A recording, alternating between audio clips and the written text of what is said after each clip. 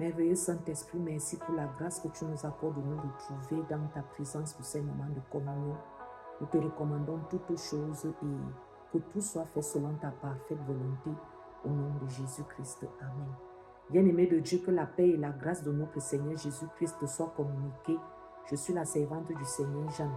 Le thème de cette semaine est intitulé « Tu n'es pas une femme, tu es un instrument ». Et le sous-thème sur lequel nous méditons ce matin est intitulé « Il n'y a plus ni homme ni femme, il y a les enfants de Dieu ». Nous allons lire un passage dans le livre de Galates, le chapitre 3, du verset 26 au verset 29. « Car par la foi en Jésus-Christ, vous êtes tous filles et fils de Dieu. Car vous tous qui avez été baptisés pour Christ, vous vous êtes revêtus de Christ. Il n'y a plus ni juif ni non-juif. Il n'y a plus ni esclave ni homme libre. Il n'y a plus ni homme ni femme. Unis à Jésus-Christ, vous êtes tous un. Si vous lui appartenez, vous êtes la descendance d'Abraham et donc aussi les héritiers des biens que Dieu a promis à Abraham. Bien-aimé, ce texte est assez clair, nous n'allons pas trop l'expliquer. Quand tu deviens un enfant de Dieu ou alors quand l'évangile t'est prêché, que tu crois au Seigneur Jésus-Christ, tu quittes de l'état de créature à celui d'enfant de Dieu. Et là, le passage que nous venons de lire dans le livre de Galates nous renseigne sur le fait que devant Dieu, homme comme femme, quelle que soit la tribu, quelle que soit la race, quelle que soit la langue, quelle que soit même la position sociale que l'on a, devant Dieu, nous sommes tous égaux. C'est-à-dire, et comme cette semaine nous parlons du ministère de la femme, l'apôtre Paul dit ici dans le livre de Galates que en Jésus-Christ, c'est-à-dire quand on croit au Seigneur Jésus, quand on entre dans la famille de Dieu, il n'y a plus ni homme ni femme, mais simplement les enfants de Dieu. Ça veut dire que sur le plan spirituel, nous sommes égaux. Sur le plan spirituel, Dieu ne fait pas de distinction, homme comme femme. Simplement, il nous voit tous comme ses enfants. Allons maintenant lire le chapitre qui suit, Galates 4, le verset 6. Puisque vous êtes bien ses fils et filles, Dieu a envoyé dans notre cœur l'esprit de son Fils qui crie « Abba », c'est-à-dire « Père ». Verset 7. Ainsi donc tu n'es plus esclave, mais fils ou fille. Puisque tu es fils ou fille, tu es héritier des biens promis grâce à Dieu. Nous voyons comment au chapitre 4, il revient encore marteler sur cette chose. Et j'ai voulu qu'on lise le chapitre 4 à cause du verset 6 qui dit « Puisque vous êtes donc ses fils et ses filles, alors vous portez en vous l'Esprit de Dieu. » Voilà là où s'établit l'égalité. Que tu sois un chrétien ou une chrétienne, l'égalité s'établit au niveau du fait que nous portons tous l'Esprit de Dieu au-dedans de nous. À partir de là, bien-aimé, il ne devrait même pas avoir de débat. Parce que le Saint-Esprit est le chef de l'Église. Et comme le Saint-Esprit est le chef de l'Église, il fait avec l'Église comme il veut. Dans le livre de 1 Corinthiens, le chapitre 12, l'apôtre Paul est en train de parler des dons spirituels. Il va énumérer les dons. Et quand on parle des dons spirituels, on parle bien entendu des dons, de ce que le Saint-Esprit donne. Quand on devient un enfant de Dieu, Dieu nous donne les dons. Le Saint-Esprit nous accorde des dons. Et c'est par ces dons-là que nous pouvons manifester tout ce que Dieu attend de nous. Alors, il va énumérer les dons. Et quand il arrive au verset 11, il va dire, j'ai beaucoup aimé ce verset. Il va dire, un seul et même esprit opère toutes ces choses. Arrêtons-nous d'abord là. Dans le livre de Galates, chapitre 4, nous avons vu, il est écrit, puisque vous êtes bien ses fils et filles, Dieu a envoyé dans notre cœur l'esprit de son Fils. Ça veut dire qu'en tant qu'enfant de Dieu, quel que soit mon sexe, je porte le Saint-Esprit en moi. Et maintenant, quand nous arrivons dans le livre de 1 Corinthiens, le chapitre 12, le verset 11, il est dit, un seul et même esprit. Quel esprit? Le Saint-Esprit qui habite en toi, en moi, en tant que croyant, en tant qu'enfant de Dieu. Il fait quoi? Il opère toutes ces choses, c'est-à-dire que c'est lui qui opère par les dons. Les dons que tu reçois, c'est le Saint-Esprit qui opère par ces dons. Et le verset va continuer en disant, les distribuant quoi? Les dons spirituels, les distribuant à chacun en particulier comme il veut. Bien-aimé, est-ce que tu entends cela? C'est-à-dire ici, il n'est pas question de tu es une femme, tu es un homme. Il est question de enfant de Dieu portant l'Esprit de Dieu en toi. Et puisque tu portes l'Esprit de Dieu en toi, tu portes le chef de l'Église. Et le chef de l'Église vient, il distribue les dons aux enfants de Dieu comme il veut. Ça veut dire que le Saint-Esprit n'est pas conditionné par un homme. Et le Saint-Esprit n'est pas conditionné par le sexe. Parce que tous nous sommes devenus des enfants de Dieu. Il attribue les dons, il accorde les dons, il appelle, il établit comme il veut. Je voudrais relire encore ce passage. Un seul et même esprit opère toutes ces choses. Opère toutes ces choses. Ces choses renvoient à quoi? Aux dons spirituels. Les distribuant, c'est-à-dire distribuant les dons spirituels à chacun en particulier, c'est-à-dire parlant des enfants de Dieu comme il veut, fils ou fille. Ici est clairement établi, rappelez même la souveraineté de Dieu. Dieu fait comme il veut. Dieu agit comme il veut, avec chacun comme il veut. Il accorde les dons comme il veut. Il appelle comme il veut. Il établit comme il veut. Cela est indiscutable. Et pendant que j'étais en train de préparer cette méditation bien-aimée, j'ai encore vu comment le Seigneur opérait dans le ministère. La Bible nous a dit tout à l'heure, dans le verset que nous avons lu, nous a dit que nous portons en nous l'Esprit de Jésus. Puisque vous êtes bien ses fils et filles, Dieu a envoyé dans notre cœur l'Esprit de son Fils. Son Fils, c'est qui? C'est Jésus-Christ. Ça veut dire que quand je crois au Seigneur Jésus, je reçois l'Esprit de Jésus. Et c'est avec ce même esprit que le Seigneur a opéré quand il était sur la terre. Bien aimé, le Seigneur était ce que l'on qualifierait de nos jours un hors-la-loi. Ne prends pas ce terme dans le côté négatif, mais prends ce terme dans le bon côté. Un hors-la-loi, un non-conformiste, on dirait même un anticonformiste. Le Seigneur ne se conformait pas selon comme les gens voyaient les choses. Non. Il a toujours opéré dans son ministère. C'était un homme tellement énigmatique dans sa manière d'opérer, dans sa manière de rendre le ministère, dans sa manière de conduire le ministère. Il ne marchait pas sur les sentiers battus. Quand le Seigneur arrive et commence le ministère, la communauté juive vit dans un certain conformisme. C'est-à-dire, il y a d'un côté la loi que l'Éternel a donnée à Moïse. Il y a de l'autre côté les traditions de leurs ancêtres. Alors, ils ont bâti leur petite vie bien tranquille autour de ces choses-là, manipulant les gens selon comme cela les convenait. Leur convenait autant pour moi. Alors, quand le Seigneur arrive, lui va commencer à faire les choses différemment. Là où la loi disait que les lépreux devaient vivre en marge de la société, que les lépreux n'avaient pas le droit de venir, de se mélanger avec le reste de la population, c'est vers les lépreux que le Seigneur va aller. Il va prier, il va même les toucher. Lui, il touchait les lépreux, là où on disait qu'il ne devait pas avoir de contact avec les lépreux parce qu'ils étaient impurs. Voilà les choses que le Seigneur faisait. Quand la loi disait que quand une femme avait un écoulement de sang, elle était déclarée impure et elle devait rester loin de la communauté jusqu'à ce que son écoulement s'arrête.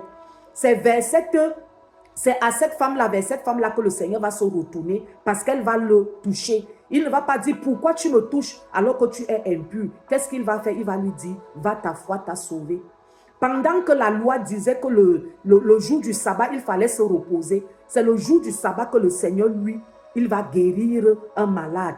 Pendant que la loi voulait que, avant de manger, on devait se laver les mains, les pharisiens vont être choqués du fait que les disciples du Seigneur ne lavaient pas leurs mains et le Seigneur ne disait rien. Pendant que la loi voulait que les Juifs jeûnent, les disciples du Seigneur ne jeûnaient pas. Et quand on va lui demander des comptes par rapport à ça, il va donner une explication. Alors voilà les choses que le Seigneur faisait.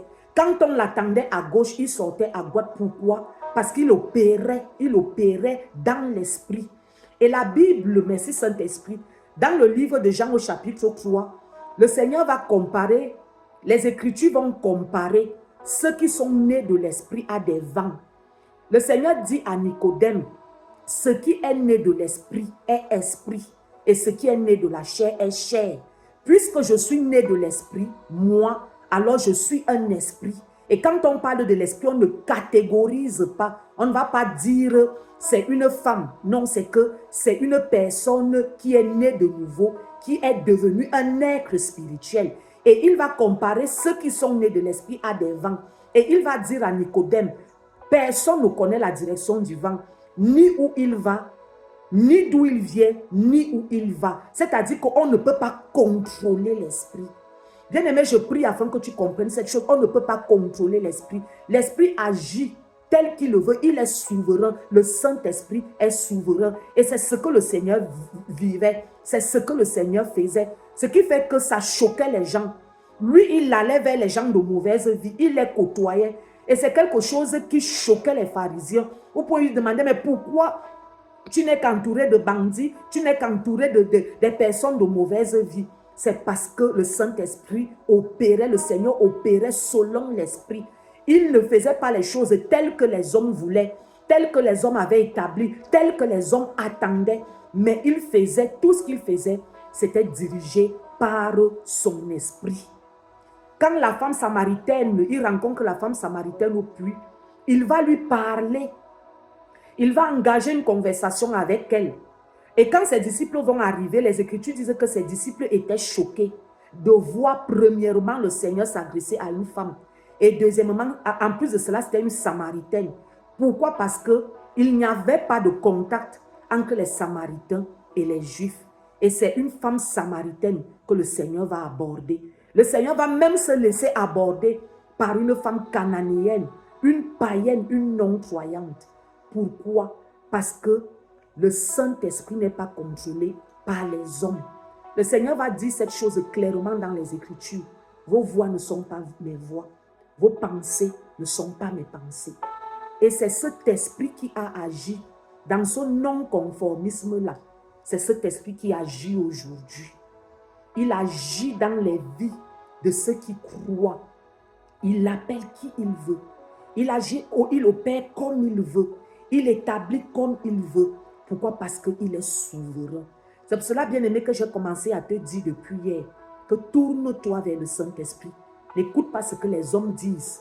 Parce que si tu écoutes les hommes, bien-aimé, si le Seigneur Jésus avait opéré dans le ministère en une époque comme la nôtre, même ceux qui disent défendre l'évangile l'auraient jugé et condamné. Oui, je t'assure, bien-aimé, que si le Seigneur avait vécu à notre époque, la façon qu'il avait de faire, la façon qu'il avait d'opérer, ceux mêmes-là qui disent défendre l'évangile de Jésus-Christ auraient été ceux qui l'auraient condamné. Pourquoi? Parce qu'ils ne faisaient pas les choses telles que les hommes l'attendaient. Et je viens encore insister en te disant que l'esprit qui a agi, opéré avec le Seigneur, comme cela vient d'être décrit, c'est le même esprit qui vit dans le cœur des croyants, hommes comme femmes. C'est pour cela que ce matin, je prie afin que le Saint-Esprit te rende ministère. La Bible nous a dit que il prend les dons, il accorde aux hommes et il opère à travers ces dons, les distribuant à chacun, opérant avec chacun comme il veut, fils et filles de Dieu. Puisqu'il n'y a plus de différence, puisqu'il n'y a plus de distinction en Christ, parce que nous avons tous revêtu Christ, puisque étant devenus fils et filles de Dieu, nous portons l'esprit de Jésus en nous, alors que le Saint-Esprit opère avec toi comme il veut. Oh, que le Saint-Esprit opère avec toi comme il veut. Que le Saint-Esprit t'inonde des dons qu'il a préparés pour toi. Que le Saint-Esprit révèle les dons qu'il a placés en toi. Fille de Dieu, toi qui portes le Saint-Esprit en toi, toi qui portes l'Esprit de Jésus, par lequel tu dis Abba Père, que le Père t'inonde de sa volonté pour ta vie, que le Père te fasse connaître ton appel, que le Père te conduise dans ce qu'il a préparé pour toi sur la terre. Nous prions encore ce matin que soient renversées les limites, que soient renversés les préjugés, que soient renversées les traditions des hommes, que soit libérée la volonté du Saint-Esprit. Je prie afin que la volonté du Saint-Esprit soit libérée dans ta pensée. Je prie afin que la volonté du Saint-Esprit soit libérée dans ton cœur. Que tout ce qui étouffait la voix du Saint-Esprit dans ton cœur tombe maintenant et que clairement tu l'entendes te parler. Les Écritures disent que c'est par lui que nous crions à Abba Père, que nous n'avons pas reçu un esprit de crainte, nous n'avons pas reçu un esprit de timidité, nous avons reçu le Saint-Esprit par lequel nous crions Abba Père. Oh, que le Saint-Esprit t'inonde, te remplisse, qu'il révèle ton ministère, qu'il révèle tes dons, parce que je suis sûr, bien-aimé, que tu as déjà reçu même ces dons. Et même pour toi qui soupires encore, pour toi qui désires, libère-toi, ouvre-toi, dispose-toi, que le Saint-Esprit te révèle tes dons et que, ayant reçu la révélation des dons, ayant reçu la révélation de ce que le Seigneur, les capacités spirituelles par lesquelles le Seigneur veut que tu opères, que tu te disposes à être simplement un instrument. À être simplement un instrument. Parce que, bien-aimé, ce n'est pas la chair qui agit, mais c'est l'esprit qui agit. Oh, tu deviens un instrument entre les mains du Saint-Esprit. Tu deviens un instrument parce qu'il ne te regarde pas comme une femme. Il ne te regarde pas comme une femme, il te regarde comme fille de Dieu.